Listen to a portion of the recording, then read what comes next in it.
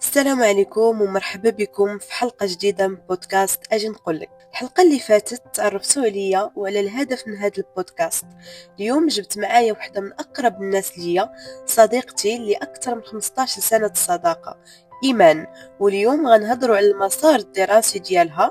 هي قرات في 3 دول أوروبية، ونشوفوا كيفاش جاتها الفكرة في الخارج وعلاش اختارت رومانيا بالضبط، والتجربة ديالها مع بروغرام إيراسموس، وكيفاش خلاتها هاد التجربة تكمل الماستر ديالها في بلجيكا. وباش نتعرفوا على إيمان أكثر، عندها بكالوريا علوم فيزياء، ومن بعدها دارت إجازة في إدارة أعمال في رومانيا. لأي واحد مهتم بالدراسة في الخارج هاد الحلقة ليك. مرحبا بك إيمان معنا اليوم في بودكاست شكرا أجي مريان نقول. بكم. مرحبا. نبداو من الأول، كيفاش درتي تراجي من دومين سيانتيفيك لإيكونومي، وعلاش اختاريتي تمشي على برا؟ دومين سيانتيفيك كنت دايره في البكالوريا ديالي لان معروف انه في المغرب عنده اهميه كبيره ولي بارون كي انسيستيو عليه. ولكن انا ما لقيتش راسي بزاف في داك الدومين. صحابي كانوا كاملين في الايكونومي، فاش كنت كنناقش معاهم الدومين ديالهم وقريتهم كان كيجيني بلو انتريسون موتيفون ليا. لقيت راسي في داك الدومين اكثر من سيانتيفيك، وبان لي بلي فيها افاق كثيره اللي نقدر نمشي فيهم ويحلي بزاف د البيبان، وصافي اختاريت هذا الدومين هذا والحمد لله مرتاحه فيه. الحمد لله. وعلاش اختاريتي تمشي على برا؟ هاد الفكره هذه كانت عندي منين كنت صغيره. هاد الفكره جات من الاب ديالي اللي كان كيشجعنا على ديما هاد الفكره. لان عندي عائلتي بزاف على برا وداروا انجازات في حياتهم اللي سا موتيف انك تمشي على برا. هادشي ما كيعنيش باللي المغرب ما فيهش، ولكن كتكون الطريق اسهل وكتكون كتاخذ اكسبيريونس جديده تقدر ترجع بها في المغرب وتفيد بها بلادك وصافي. وانا صراحه كنت مقتنعه بهذه الفكره من صغري ويا هذيك هادشي اللي كاين. وبالنسبه شنو هما الاسباب اللي دفعاتك انك تمشي لرومانيا بالضبط، وعلاش اختاريتيها هي وما اختاريتيش شي بلاد واحده اخرى؟ رومانيا اكتشفتها في الوقت ديال الكوفيد. كانت طلعت لي في لي ريزو سوسيو، وكانت هذه البلاد ما كنتش كنعرفها انا من قبل. وجاني الفضول عليها، بديت كنقلب عليها، بانت لي بلي سي ان بي اوروبيان وفيه الدراسه بالفرنسيه والمعيشه فيه رخيصه بارابور للبلدان الاخرين اللي معروفين في اوروب اللي كنمشيو لهم حنا كمغاربه. ومن بعد فاش كان اول عام يعني انني غندفع على برا ويونيفرسيتي وداكشي كان جديد عليا.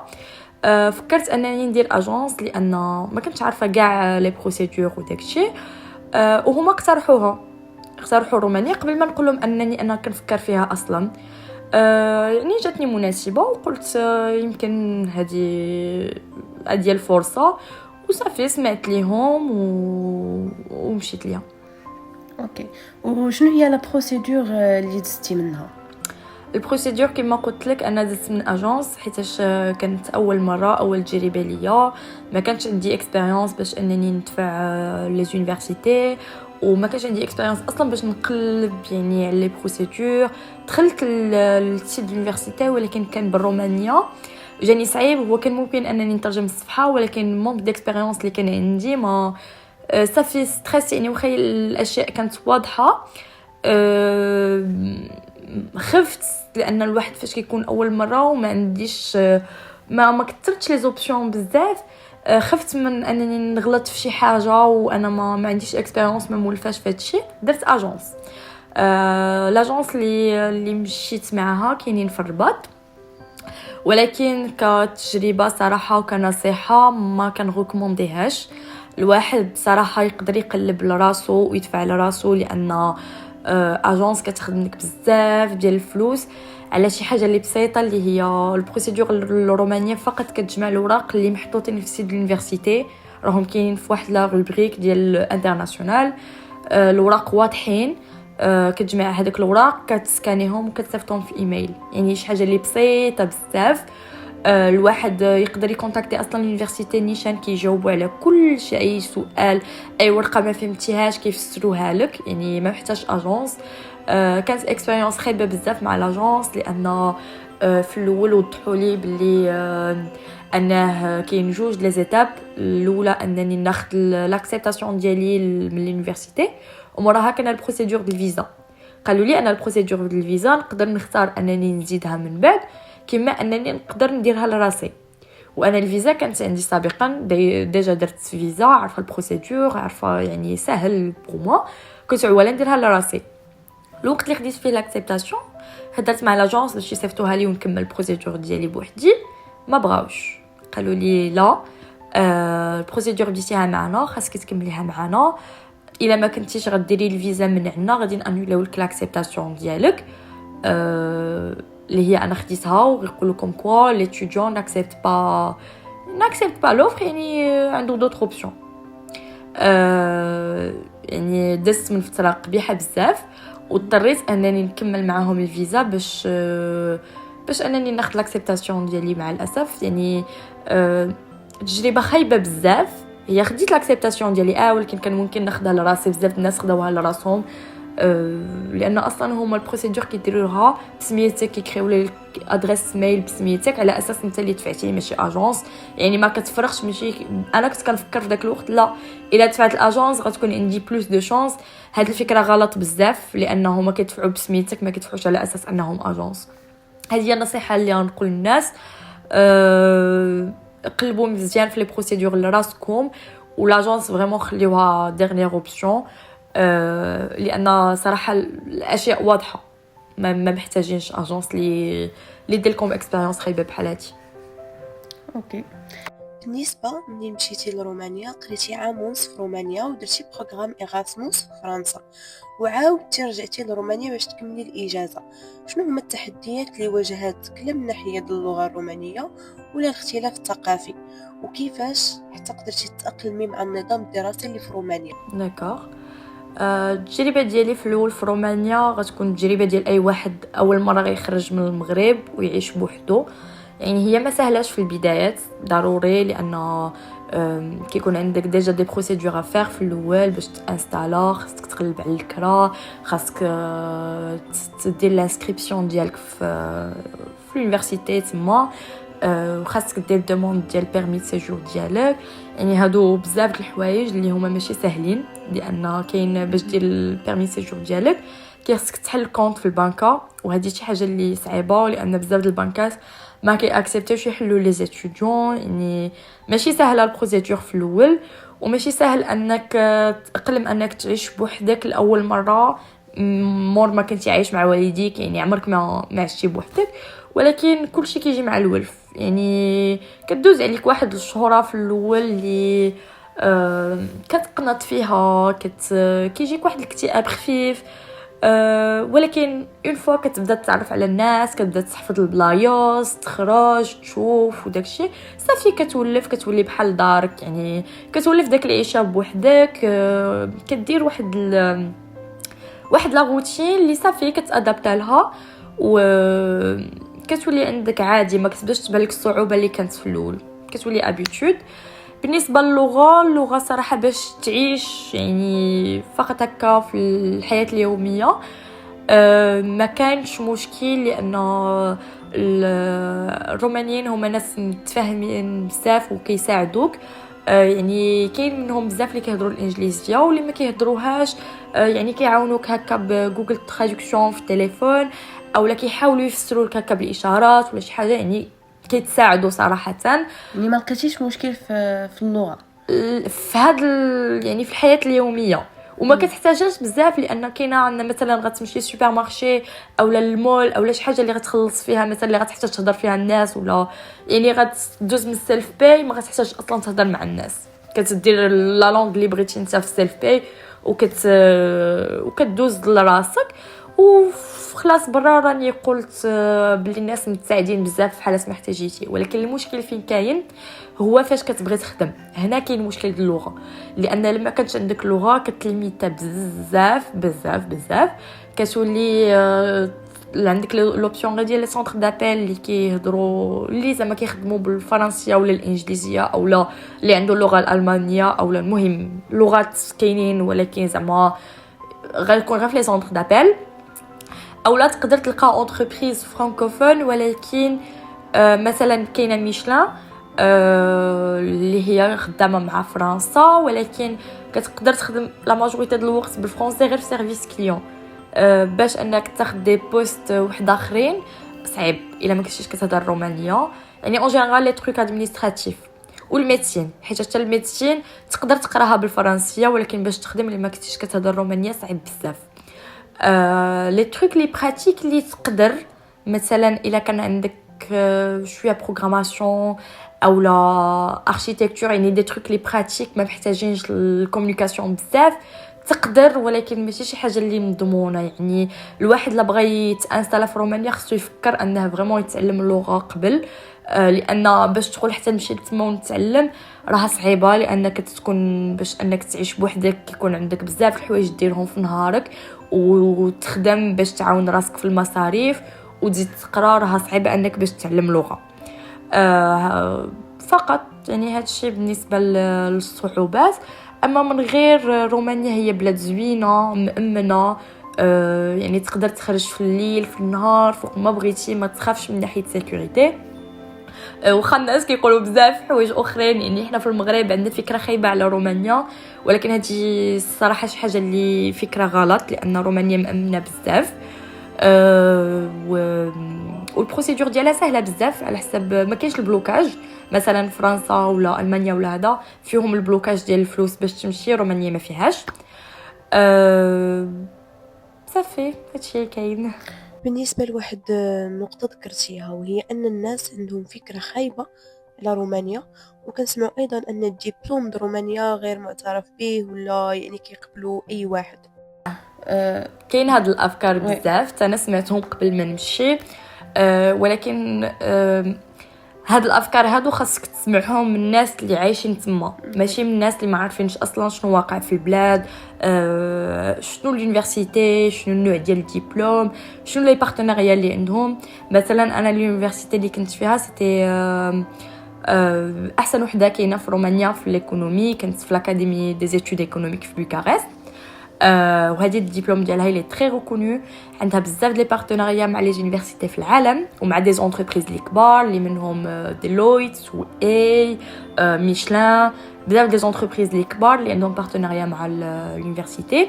والدبلوم ديالها ريكونو بزاف، والدليل انني مشيت بها لفرنسا، مشيت بها لبلجيكا، حاليا كندير الماستر بليسونس ديالي اللي خديت في رومانيا، وعمري ما لقيت مشاكل. يعني اشاك فوا كنحتاج انني نستعمل الدبلوم ديالي عمري ما لقيت مشاكل او لا قالوا لي بلي هاد الدبلوم ماشي كافي. حتى في الدومين ديال الخدمه نفس الحاجه، يعني درت ستاج وحاليا راني خدامه وابدا ما كانش عندي مشاكل مع الدبلوم.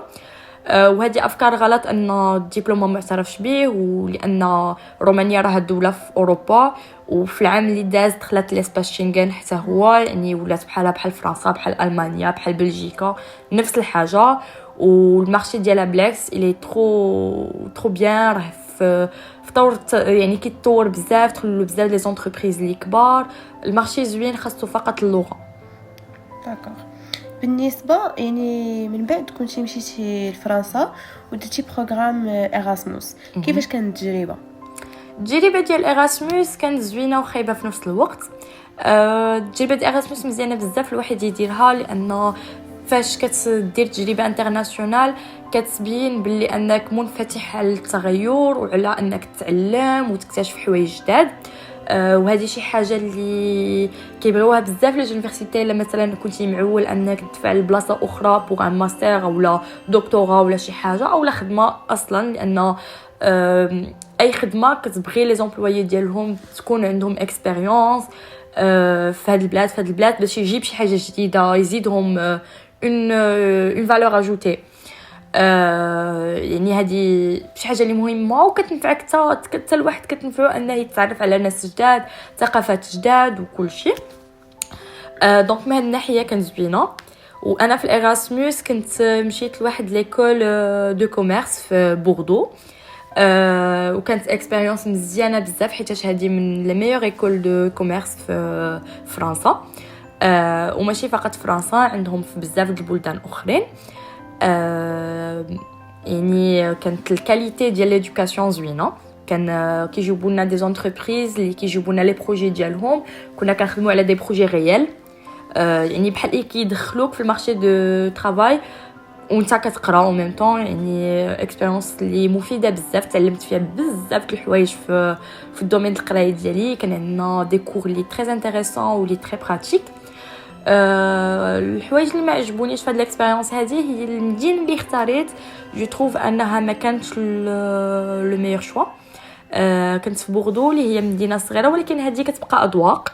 يعني اللي كيعجبو الكالم، مدينه صغيره وانتوراج صغير يبغي بوردو لانها مدينه هكا كالم. ولكن بالنسبه لي انا تعودت في بوكارست، مدينه كبيره واكتيف حركيه. جاتني صعيبه باش انني نتاقلم في بوردو. مليت فيها وما بغيتش نطول فيها. وفرنسا بصفه عامه فيها بزاف د الحوايج اللي تبدلوا. يعني مازال حنا كمغاربه عندنا فكره بلي فرنسا راه بلاد زوين، فيه الخدمه بزاف، فيه لي زوبورتونيتي. ولكن المشكل اللي كاين حاليا في فرنسا انه كاينه لا ساتوراسيون. عمرات البلاد بزاف، يعني راه ولا الناس كتر من لوفر اللي كاين في المارشي. يعني هادشي ما كيعنيش ان الواحد ما غيلقاش خدمه، ما غيلقاش بلاصتو في يونيفرسيتي ولا شي حاجه، ولكن يعني خص الواحد يمشي بواحد الوعي انه راه ماشي كما حنا كنتخيلوا. راه كاين صعوبات، ماشي سهل تلقى خدمه، ماشي سهل تلقى بلاصتك في اليونيفرسيتي، ماشي سهل تاخذ اكسبتاسيون. يعني خص الواحد يكون جاهز لهذا الموضوع هذا. يعني ماشي بفكره ديال انها ماشي سهل تادابتا. كاين مشكل كبير عندهم في السكن. باش انك تلقى الكرا صعيب بزاف، لان كلشي عامر والكرا غالي بزاف. وكيكون مثلا دار غادي تفيزيتيها انت باش تشوف واش غتاخدها، كيكون معك بزاف الناس في نفس الرونديفو باش يفيزيتيوها، وفي تالي واحد فقط اللي كياخدها. يعني وهاد السيتوياسيون كتعاود. ومثلا كنت انا غادي نمشي لليون في العام اللي موراه. كنت زعما باغا نتانستالا في فرنسا، حيت رومانيا طونك ما كنعرفش اللغه، كنت عارفه راسي ما غاديش نقدر نجلس فيها. كنت باغا نتانستالا في فرنسا باش نقدر ندير فيها الماستر ديالي، تجيني اسهل، يعني الطريق بصراحه اكثر. كنت غنتانستالا في ليون، ولكن ما لقيتش الكرا ابدا الصيف كامل وانا كنقلب على الكرا. قلبت على دي ستوديو، دي ريزيدونس اتيديون، مبلي ماشي مبلي في لي ريجيون ديال ليون، يعني برا المدينه شويه. دي كولوكاسيون والو، يعني يافي ريان ديسپونيبل. ولكن هذه كتبقى زهر، يعني واحد كيلقى واحد ما كيلقاش. لانه عندي واحد البنيته كنعرفها جات مورايا غير بشهر شهرين في نفس المدينه اللي هي ليون، ولقات الكرا ديالها. يعني هذه تقدر تلقى تقدر ما تلقاش. يعني خصك دير حسابك ان البلاصه اللي غتمشي لها قلب فريمون على لافونس على الكرا، اولا يكون عندك ان بلان بي ديال علاش ترجع. هذه هي الاكسبيريونس ديالي في ايراسموس. وموراها رجعت لرومانيا. فاش وقع لي هذا المشكل ديال الكرا، رجعت فكره لرومانيا انني نحاول نتعلم اللغه وصافي نبقى فيها، يعني ندير فيها الماستر ديالي ونقلب على خدمه ديك الساعات وانا معلمه اللغه. ولكن صراحه ما قدرتش، ما ساعدنيش الوقت على انني نتعلم اللغه.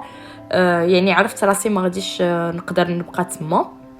كان ممكن ندير انا الماستر ديالي، ولكن في الماستر انا كانت عندي الفكره ديال انني ندير خدمه اللي صافي غندخل في الدومين ديالي، يعني ما نخدمش غير في لي سونتر دابيل وداكشي ديال الجوب اتيديون. يعني ما كانش مسلكني نبقى في رومانيا، لان ما كنتش غنلقى خدمه بهذا النوع هذا وانا ما كنعرفش رومانيا. صافي تما بداتني الفكره ديال انني كنقلب على لي زوبسيون بوغ ان ماستر. شنو او ميم طون كتكملي الاجازه ديالك؟ كملت الاجازه ديالي، يعني العام الثالث كان اخر عام ديالي في الاجازه في رومانيا. رجعت مورد الايراسموس. وصافي تما بديت كنقلب على ماستر، بديت كنقلب في لي بيي شنو اللي ياسبني، شنو كيفاش السيتوياسيون في البلاد، واش الكرا ساهل. وتما فين اختاريت بلجيكا، لانه بلد اللي كيهضر بالفرنسيه، عندهم الهولنديه ايضا، ولكن في بروكسل كاينه اون غروند ماجوريتي اللي هي فرانكوفون. يعني الا كنتي كتهضر الفرنسيه راه يعني مساعدك البلاصه مناسبه. لان اصلا ما كنتش باغا نرجع لفرنسا على المشكل الكرا اللي لقيت، و يعني ما موتيفاتنيش انني نرجع لها. بغيت نجرب بلاصه جديده، وبلجيكا كان اختيار مناسب. وكيفاش جاتك الفكره ديال بلجيكا وكيفاش جاتك بلجيكا منين مشيتي؟ علاش بلجيكا؟ حيت قلت لك كنت كنقلب على بلاصه اللي فرانكوفون، لان انا كنهضر الفرنسيه. كان عندي يعني لو شوا ما بين فرنسا، بلجيكا، سويسرا ولوكسمبورغ. سويسرا ولوكسمبورغ بو ان اتيديون كنلقى انها غاليه بزاف، مكلفه، يعني ما مناسباش كطالب.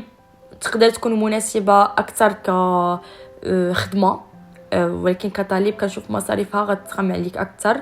كانت لوبسيون ديال كندا وسي، ولكن كندا انا جو بريفير با انني نخرج من لوروب. ارتحيت في لوروب، سي ترو براتيك انك تكون قريب من عائلتك، و حتى الكولتور ديالنا كمغاربه قريبه بزاف في لوروب على كندا. يعني انا هاد البي كان يعني اكسكلي ديما، وحتى هو التكاليف ديالو غاليه بزاف بوغ ان اتيديون. وصافي بلجيكا كان اختيار مناسب، يعني ماشي بلد اللي رخيص ابدا، ولكن كيبقى بارابور البلدان الاخرين كيبقى انسب. وصافي هادي هادشي علاش اختاريت بلجيكا ما بين لي زوبسيون الاخرين. وصافي يعني بديت البروسيدور ديالي، هي بروسيدور اون لين، حتى هي سهله. من تما يعني انا البروسيدور ديال رومانيا هي الوحيده اللي دزت من اجونس وتعلمت منها. ما عاودتش ابدا انني رجعت الاجونس، كندير لي بروسيدور ديالي بوحدي. ايراسموس نفس الحاجه، دارت البروسيدور ديالي بوحدي.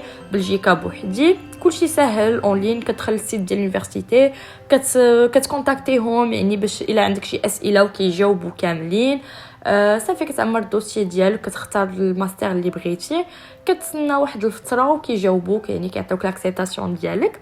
موراها قلبت على الكرا ديريكتومون، يعني اون فوا خديت لاكسبتاسيون ديالي. الحمد لله ما تعذبتش في الكرا في بلجيكا، لقيتو في قل من اسبوع.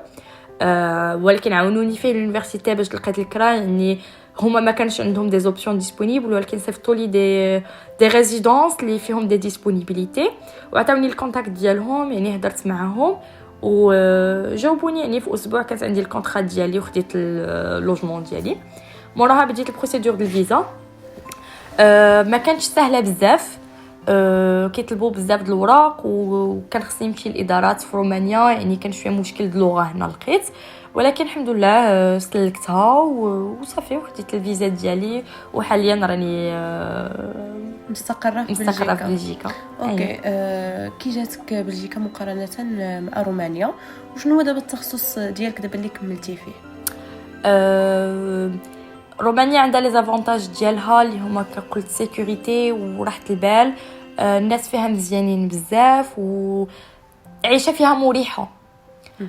فيها لي زوبورتونيتي بزاف. المارشي ديالها مازال جديد، يعني بالنسبه لواحد اللي كيعرف رومانيا يقدر يدخل دي زونتربريز كبار واخا الاكسبيريونس ديالو قليله، لان مازال ما كايناش كونكورونس كبيره في المارشي. ولكن بلجيكا لا، بلجيكا عامره، فيها الناس بزاف لي اكسبيريونسي اللي عندهم يعني سنين في الخدمه وكل شيء. يعني ماشي سهل تدخل اونتربريز كبيره وانت اكسبيريونس ديالك قليله. يعني كاين هذا الحاجز هذا.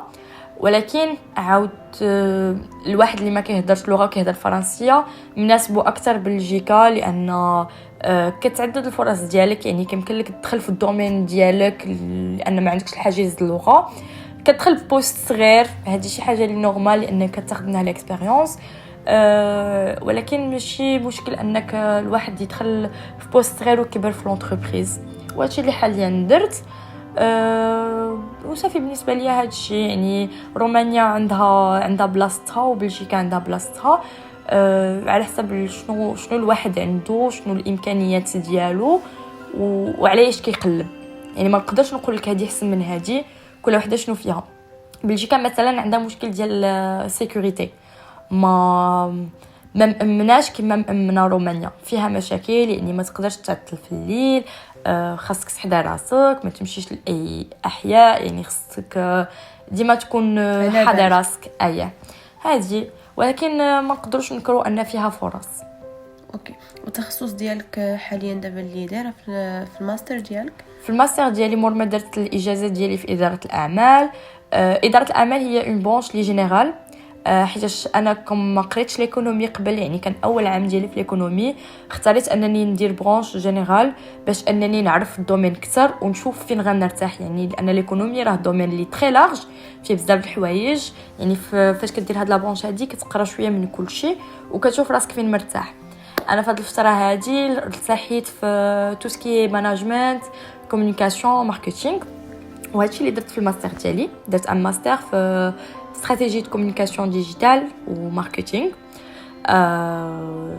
دونك هذا هو الماستر ديالي، وخدمتي في نفس الحاجه في dans une agence média في هذا الدومين هذا ديال البوبليسيتي. دونك في بلجيكا خدامه بنفس التخصص ديالك ماشي بحال رومانيا؟ في رومانيا كنت كندير دي جوب اتيديون في دي سونتر دابيل، يعني ماشي شي حاجه اللي بعيده بزاف على ليكونومي، لان كتفيدك، لان في ليكونومي كتحتاج تفهم الكليون كيفاش كيفكر، كيفاش كيتعامل، شنو كيتسنى منك، كيفاش كيتعامل مع السيتوياسيون، وانت كيفاش تتعامل مع السيتوياسيون. هي شي حاجه اللي مفيده بالناس اللي كيديروا الدومين ديال ليكونومي، لانك تعلمك بزاف د الحوايج، ولكن ماشي شي حاجه اللي غادي تبقى فيها حياتك كامله، يعني تجربه اللي غادي تدخل منها مدخول كايتيديون وتعلم منها اوسي. ولكن حاليا الخدمه ديالي سي ان بوست بلو بوزي وداخل اكثر في الدومين، يعني بحال اللي تعمقت في الدومين دابا. هذه هي. داكور. باقي عندك شي سؤال؟ وي. بالنسبه للطلبه دابا اللي هما قرابين ان شاء الله غادي يدوزوا الباك ديالهم، يعني الباك على الابواب، وباغيين يديروا هاد التخصص ديالك، ولا باغيين يمشيو يقراو برا، شنو هي النصيحه اللي تقدري تعطيهم؟ النصيحه اللي نقدر نعطيهم انه قبل ما تمشيو لشي بلاصه قلبوا مزيان على كل شيء، قلبوا على الدروا ديال لي زيتيديون. راه كاين ما عرفتش واش كلشي عارف هذه القضيه، ولكن لي زيتيديون راهم ليميتي في لي زور دو طرافاي، وكل بلاد كيختلف على بلاد اخر. يعني يقدر في هذه البلاد عندك الحق في 20 ساعه في السيمانه اللي تقدر تخدمهم، في بلاد اخر كاين قانون اخر. مثلا بلجيكا فيها عندك الحق في 20 ساعه في لا سيمين، وفي العطله عندك إليميتي، ولكن عندك واحد العدد ديال الساعات في العام، يعني اون فوا تسالي داك العدد الساعات في العام ما تقدرش تخدم عادي. تقدر تكمل تخدم، ولكن كتولي تخلص تاكس لي بلو الفي، ولونتربريز اللي مخدماك حتى هي كتولي تخلص تاكس بلو الفي، ولي زونتربريز لا ماجوريتي ديالهم ما كيبغيوش يخلصوا لك داك لا تاكس. يعني خصك تكون او كورون بهذه الفكره هذه، باش تعرف انك تقسم السوايع ديالك باش يبقاو لك العام كامل. يعني الفكره هي ان الواحد يقلب مزيان، يقلب في كل شيء، يقلب واش الكرا سهل واش صعيب، واش عنده اوبسيون، واش عنده عائلته اللي يقدر يجلس معاهم فتره، الا ما لقاش الكرا واش، يعني ماشي الواحد يتلاح في شي حاجه قبل ما يتانفورما فيها بزاف، ويبعدوا من لي جاجونس. كاين دي اجونس اللي مزيانين صراحه، يعني انا الاكسبيرينس ديالي كانت خايبه معاهم، ولكن كاين ناس اخرين اللي داروا دي اجونس وعاونوهم، ما كانش عندهم مشاكل وما خداوش منهم فلوس بزاف. يعني الواحد خصو غير يقلب مزيان ويعول على راسو، ما تلوحش تقل على واحد اخر اللي يقاد لك وراقك وكل شيء. وإلا كنتي عوال تمشي على برا تعلم انك دير كل شيء لراسك، يعني تحمل المسؤوليه. تحمل مسؤوليتك. يعني كل شيء فلول ديما كتجي صعيبه، ولكن الواحد كيولف وكيتعلم بزاف د الحوايج، وسيت اون اكسبيرينس اللي مزيانه بزاف. وخا يكون الواحد عنده فكره انه يرجع للمغرب، الاكسبيرينس على الانترناسيونال ديما مزيانه، ديما يعني كتاخذ تجارب اللي مهمين في الحياه، يعني الشخصيه والعمليه هي. هكا. وبالنسبه لي باشولي اللي باغيين يديروا التخصص ديالك، يمشيو تما في اداره الاعمال ولا البيزنس، يعني كل ما كيتعلق بالدومين ديالك، واش تنصحيهم به؟ وواش هذا الدومين عنده واحد الافاق من دابا للفوق، يعني في المستقبل؟ اييه، هاد لا برونش هادي سا ديبون ديال لي بريفيرونس الواحد، لكن الواحد كيشوف راسو انه باغي يمشي في الدومين ديال الايكونومي راها زوينه. ولكن لك الواحد ديجا قاري الايكونومي ماشي ضروري انه يدير لا برونش اللي درت انا، لانه انا بالنسبه لي انا ما كنتش عارفه الدومين، كان خصني نتعلم بزاف د الحوايج، كونطابيليتي شنو هي، بزاف د الحوايج اللي يعني انا شي حاجه جديده عليا. ولكن واحد اللي عنده بكالوريا ايكونوميك يقدر نيشان يدير تخصص اللي هو كيفضلو. ولكن هاد لا برونش مزيانه للناس اللي ما عارفينش الدومين، اللي جديدين عليه، هذه مزيانه. الافاق اللي في هذا الدومين هذا كاينين بزاف، يعني ديما خدامين. مثلا اللي غيمشي في الكونطابيليتي هي شي حاجه اللي صعيبه شويه، والفينانس فيهم الخدمه بزاف، قرايتهم ماشي سهله، ولكن الخدمات فيهم مزيانين بسالير مزيان، في دي بوست في دي زونتربريز اللي مزيانين. كاين الواحد كيمكن له يدير ان كابيني دو كونطابيليتي ديالو. كاين الماناجمنت، هذه بيان سور تقدر تخدم في اي حاجه. يعني الدومين هذا الدومين على زوين، ما كتليميتاش راسك في مثلا الى انا انجينيور ديال انفورماتيك مثلا، غنقدر نخدم غير في شي حاجه اللي ديال الانجينيوري ديال الانفورماتيك. ولكن انا كماناجر نقدر نخدم في شركه ديال الخبز، نقدر نخدم في شركه ديال البترول، نقدر نخدم في شركه ديال الطاقات المتجدده، نقدر نخدم في ريستورون، نقدر نخدم في اوتيل. يعني ما كتكونش ليميتي، افاق مفتوحه. كتعدد الفرص ديالك.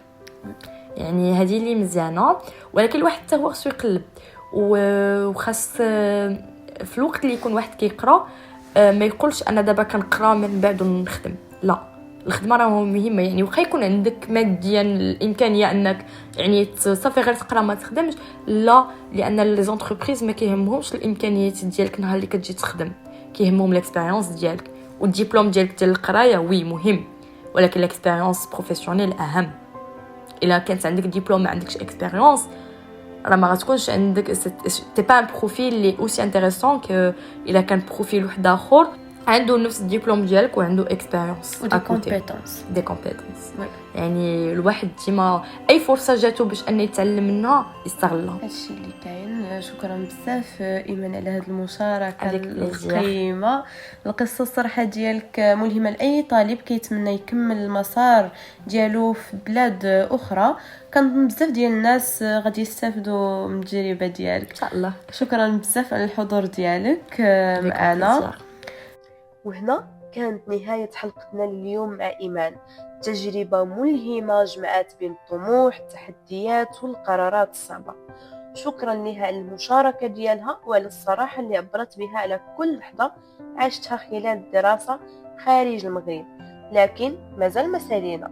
في الحلقة الجاية إن شاء الله غنبداو سلسلة جديدة على الجامعة المغربية، وغادي نستقبلوا طلبة من تخصصات مختلفة باش يشاركوا معنا تجاربهم والتحديات والنصائح ديالهم اللي ممكن تعاون اي طالب في البدايه ديال الطريق. ما تنسوش تشاركوا وديروا ابوني للبودكاست وجيم لا عجبكم الفيديو، وتشاركوه مع الناس اللي كيهمهم هذا النوع من المواضيع، وخليوا لنا رايكم او تجاربكم في التعاليق. نشوفكم قريبا في حلقه جديده من بودكاست اجي نقول.